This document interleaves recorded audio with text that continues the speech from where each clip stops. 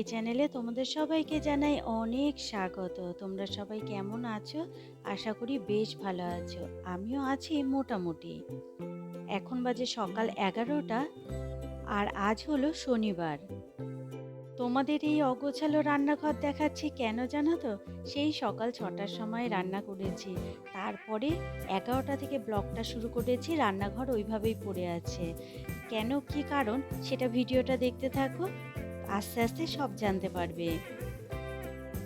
এত বেলা হয়ে গেছে, সকালের টিফিনও কিন্তু কিচ্ছু খাওয়া হয়নি, তাই ভাবলাম মাম দিয়ে মুড়ি দিয়ে খেয়ে নিই। আমি আজ নিজের জন্যও কিছু রান্না করিনি, আর টিফিন তো কিছুই করা হয়নি, তাই ভাবলাম আম মুড়ি দিয়ে খেয়ে নিই, তারপরে সমস্ত কাজে হাত দেব। এই যে দুটো আম দিয়ে মুড়ি মেখে নিয়েছি। আর জানো তো, এটা কিন্তু সেই হিমসাগর আম না, কাল বাজারে গেছিলাম, এই আমটা তখন এনেছি। কি আম্রফুলি আম বললো। এই আমটা কিন্তু খেতে খুব মিষ্টি, জানো তো, বেশ ভালো লাগলো মুড়ি দিয়ে খেতে। আর ঘরের পরিস্থিতিও কিন্তু একদম খারাপ, সেটাও তোমাদের একবার দেখিয়ে দিচ্ছি। জানালা দরজা পর্দা কিচ্ছু সরানো হয়নি, খোলা হয়নি, বিছানা গোটানো হয়নি।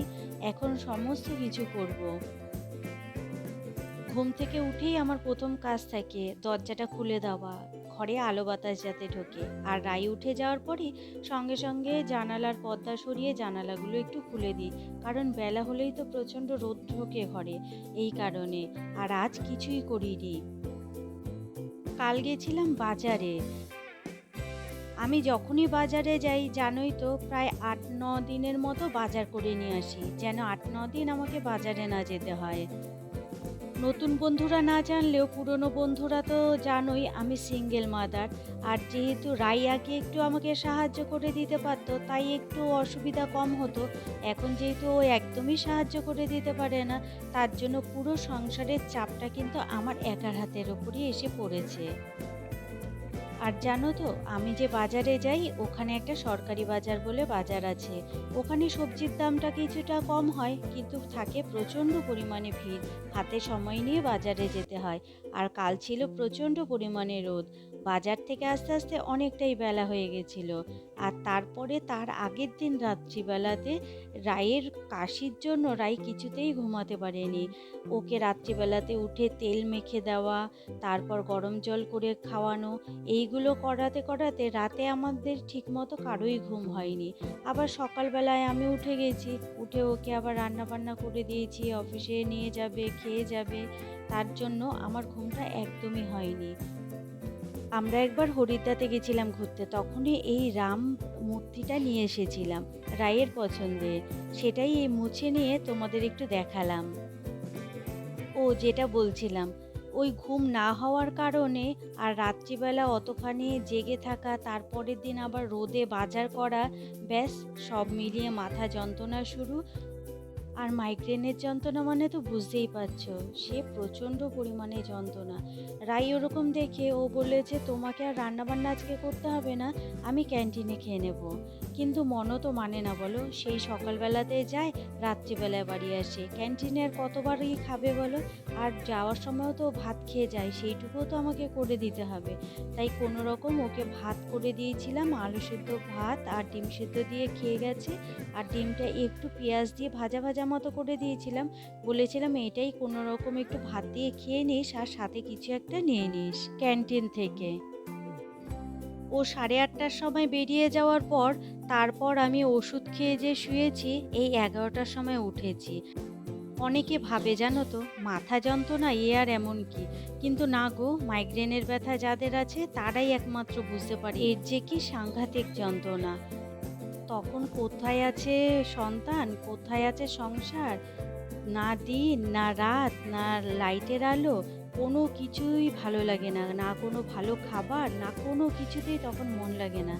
এত যন্ত্রণা যখন ওঠে, তখন শুধু একটা জিনিসই মনে হয়, ঘর অন্ধকার করে চুপচাপ করে একটু শুয়ে থাকি, কেউ যেন কোনো কথা না বলে, কোনো ডিস্টার্ব যেন না হয়। আমি তো মনে করি জানো তো, যে আমার শত্রুরও যেন এই মাথা যন্ত্রণা না হয়। যাই হোক, অনেক বলে ফেললাম এই মাথা যন্ত্রণা নিয়ে। আর চলো এবারে আজকের দিনটা ভাবলাম ১১টা যখন বাজে আর এখন থেকে দিনটা শুরু করছি, ঘরের কাজকর্ম যেগুলো আছে সেইগুলো করি। আর সাথে সপ্তাহে যে আমি একদিন করে এই সবগুলো জানালা দরজা সব মুছি, সেটাই আজকে করি। কারণ এই সপ্তাহে এখনো পর্যন্ত একদিনও করা হয়নি। আর আজকে যখন রান্নাটারাই খেয়ে দিয়ে চলেই গেছে, আমার জন্য রান্না নেই ঠিকই, কিন্তু পরে ভাবছি কিছু একটা করে নেব, আগে এই কাজগুলো করে নিই। আর প্রচণ্ড পরিমাণে গরমও পড়েছে জানো, এই গরমে কোনো কিছুই খেতে ইচ্ছা করছে না, দেখি কি খাই। কিন্তু তার আগে এইগুলো সব পরিষ্কার করে নিচ্ছি। যতই বৃষ্টি বাদল হোক না কেন, গরম কিন্তু কিছুতেই কমছে না। প্রতি সপ্তাহে একদিন যদি এইগুলো এইভাবে পরিষ্কার করা হয় না, ঘরটাও বেশ পরিষ্কার পরিচ্ছন্ন থাকে আর কাজের চাপও থাকে না। প্রতিদিন কাজ যদি গুছিয়ে একটু একটু করে রান্নার ফাঁকে তুমি এই সব কাজ করো, তাহলে কিন্তু একদিনে ডিপ ক্লিনের ব্যাপারটা থাকে না। আর তারপরে যেদিন ডিপ ক্লিন করা হয় সেদিন তো নাজেহাল অবস্থা, কষ্ট প্রচুর পরিমাণে হয়ে যায়।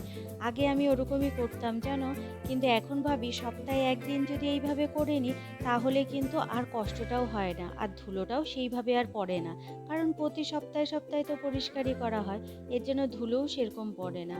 আজ কিন্তু আমি আর বেশি কিছু পরিষ্কার করিনি, শুধু কলিন দিয়ে যা যা পরিষ্কার করা যায় সেইগুলো সব কিছু পরিষ্কার করেছি।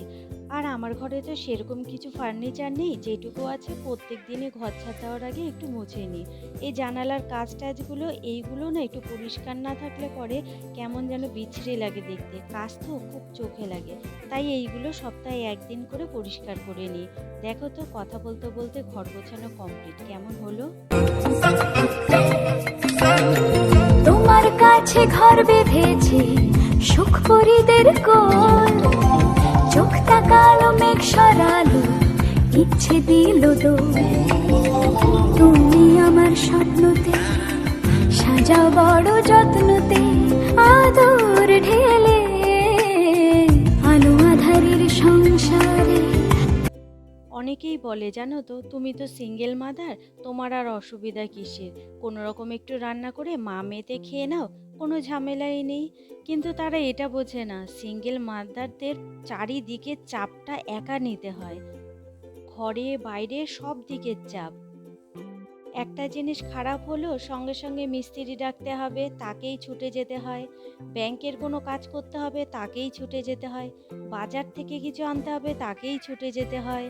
জলওয়ালা জল দিচ্ছে না, কেন দিচ্ছে না, কী কারণ, তারপর অন্য জলওয়ালা গিয়ে তাকে খোঁজ করা, কোথায় আবার তাকে পাওয়া যাবে সেই খোঁজ করা, সব কিছু A to Z, যেটা দুটো মানুষের সাথে ভাগ করে নেয় একটা সংসারের পুরো দায়িত্ব, সেইটা পুরো একজনের ওপর এসে পড়ে। তাহলে তার চাপটা তো একটু বেশি হবেই। হ্যাঁ, এটা ঠিক কথা, আমার রান্নার কোনো ঝামেলা নেই।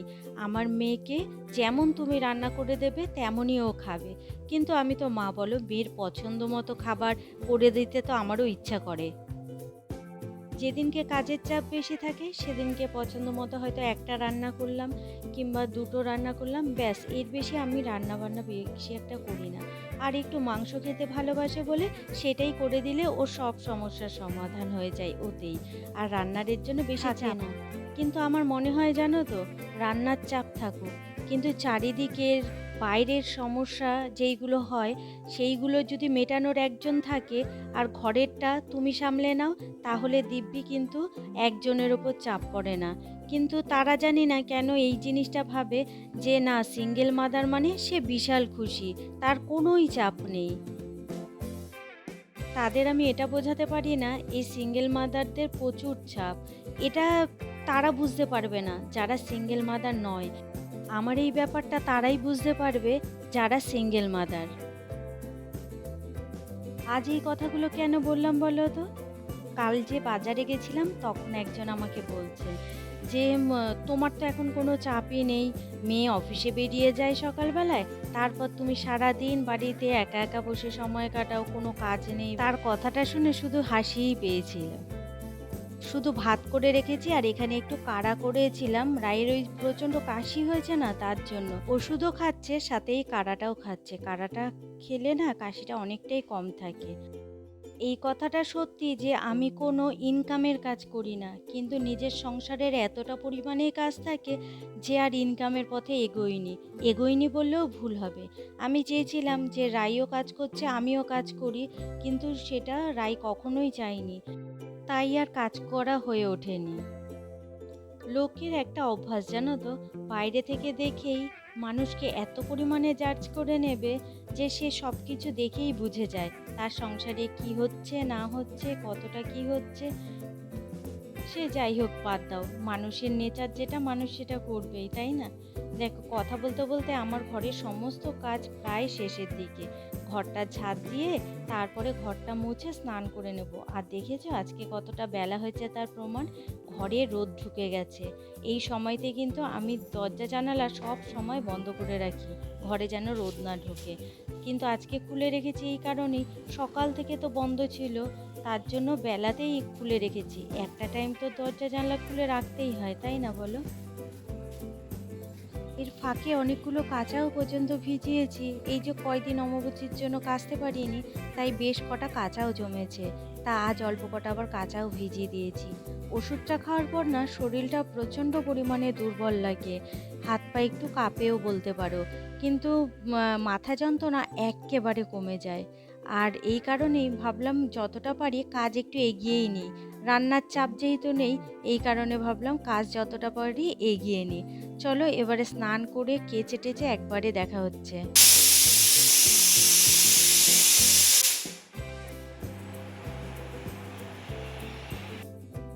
নিজের একার জন্য আর কি রান্না করব বলো, তার জন্য ডাল সেদ্ধ করে নিয়েছি আর আমার পছন্দের হাফ বয়েল ডিম করে নিয়েছি, আর প্রেসারেই ডালটা সেদ্ধ করেছি। আর রাত্রিবেলার খাবারটা রাত্রিবেলায় দেখা যাবে কি খাবো, এখন আর কিছু করলাম না। ভিডিওটা আজকে তাহলে এখানেই শেষ করছি। তোমরা সবাই ভালো থেকো, সুস্থ থেকো আর সাবধানে থেকো। আর ভিডিওটা যদি ভালো লেগে থাকে প্লিজ একটা লাইক একটা কমেন্ট করে দিও। চলো আজকের মতো তাহলে টাটা।